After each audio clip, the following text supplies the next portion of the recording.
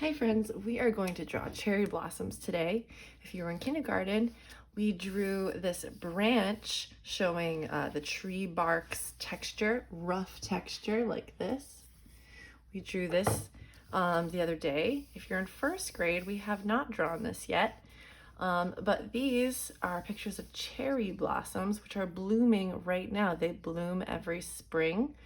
The Japanese word for cherry blossom is sakura. Please take a look at the Google Slides attached to your assignment to learn more about these special flowers. Okay, so what we're going to do right now is we are going to draw a path going through a park or a field showing trees going back into the distance. When you want to show something that's further away, you always draw it smaller. When you want to draw something that's closer to you, you draw it bigger. Imagine you were standing right here in front of the path. These trees would appear bigger to you, right? So we draw them bigger. And these trees back here are furthest away from you. That's why those trees are smaller. Okay, so we're gonna give it a try. So grab yourself a piece of paper. Okay, you can use whatever you have. This assignment is really nice if you have paint, or anything you have at home is okay. All right, so we're gonna start by drawing a line. I like to draw my horizon line kind of wavy like this. Yours can be absolutely straight if you like. You can make your path going diagonal like this. You can make it going back and forth like this, like a winding path. But I think to make this easy, we're just gonna have ours going straight. Okay, so I'm gonna do a diagonal line like this.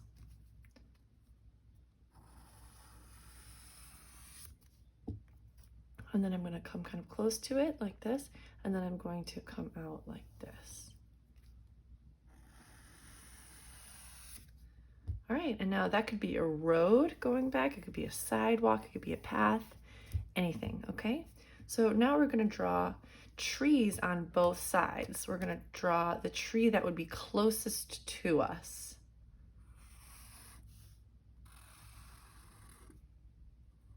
Now I'm gonna do the outline of the trees first before I color them in.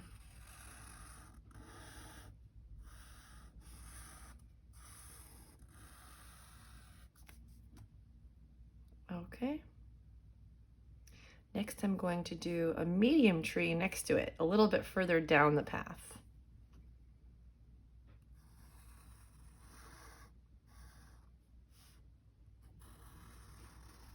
And if you notice, trees are always wider at the bottom, right? Usually. And then when they go up, they have branches that sprout out. They kind of look like really big broccolis.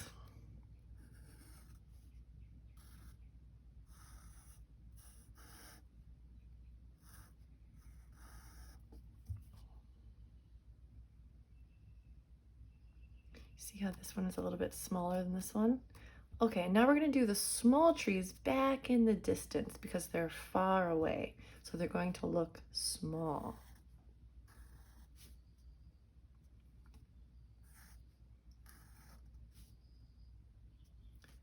Draw some branches. They kind of look like a Y, or almost like a person standing up with their arms out like this, right? So you can add lots of branches. I'm gonna add a few more branches on my trees because the flowers need something to grow on, right? So you can just add some branches like this.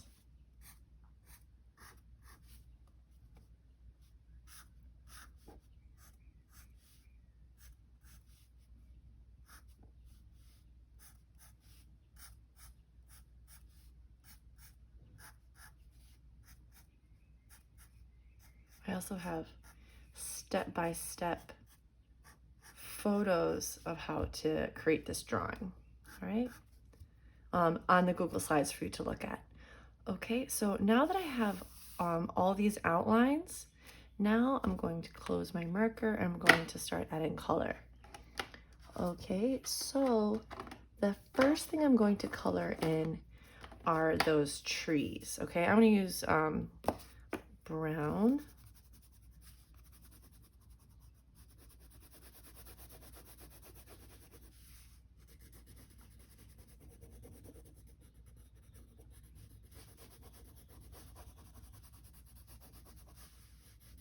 If you want to add texture to your trees to make them look like rough tree bark, you could go back in with your black marker and add some small little lines, wavy lines. All right, kind of like, this is an up close picture of how we drew the wood. Okay.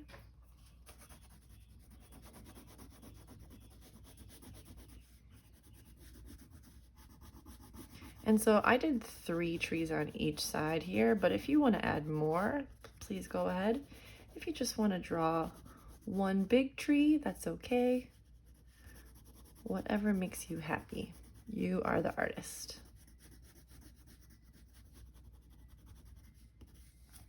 Okay. Next, I am going to add some grass. Okay, and so I only have this, I think I only have this green crayon right here. And since the wrapper is off of it, do you know what you can do with a crayon like this? You can color on its side, which is a really great way. If you have like a lot of area you want to color really quickly, look, if you color on the side, I have to press down, you can color all that white area really quick. Because instead of just using the tip, you're using the whole side.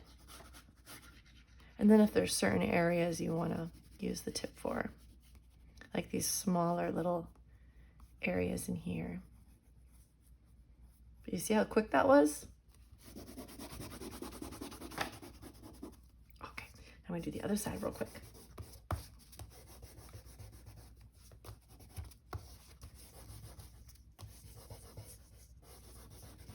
That's why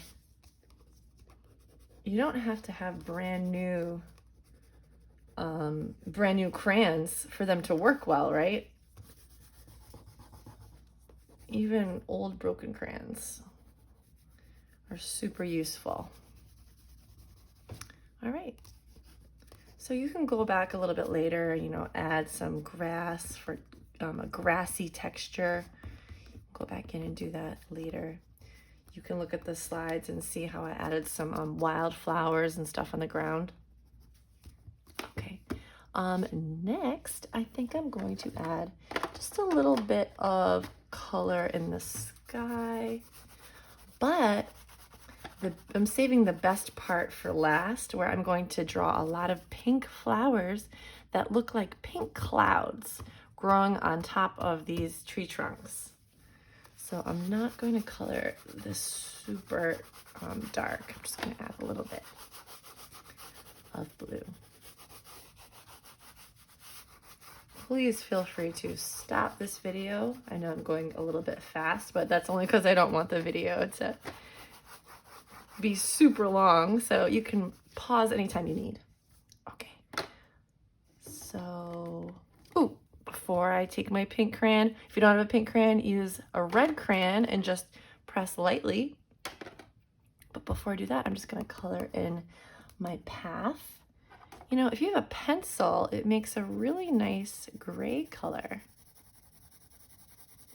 Moving back and forth really quickly.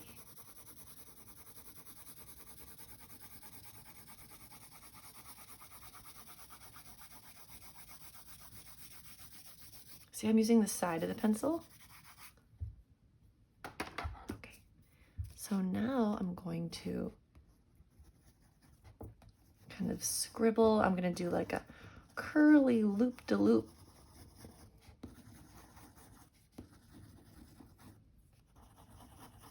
To add my big pink clouds.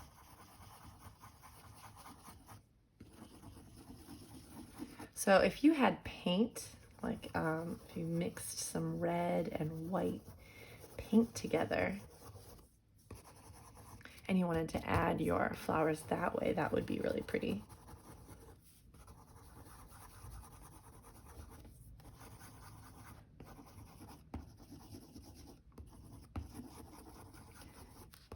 Because the tops of cherry blossom trees or sakura trees are so big and fluffy, a lot of the time when they grow next to each other, they grow into each other.